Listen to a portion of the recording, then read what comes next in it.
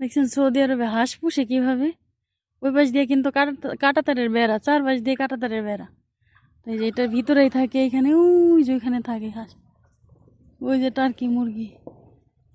High রে, কত system, কতগুলা হাঁস টার্কি, কি যেন বলে, রাজহাঁস।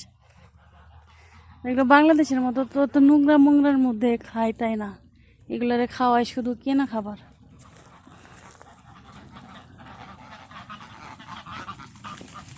ওয়াও, মাশাআল্লাহ।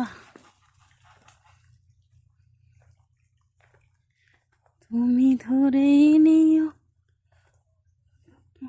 ইয়া, ভিডিও করতে যাই আজকে আমার অবস্থা কেরোসিন, কি যেন বলে, আমার নষ্ট হয়ে গেছে, বোরকা।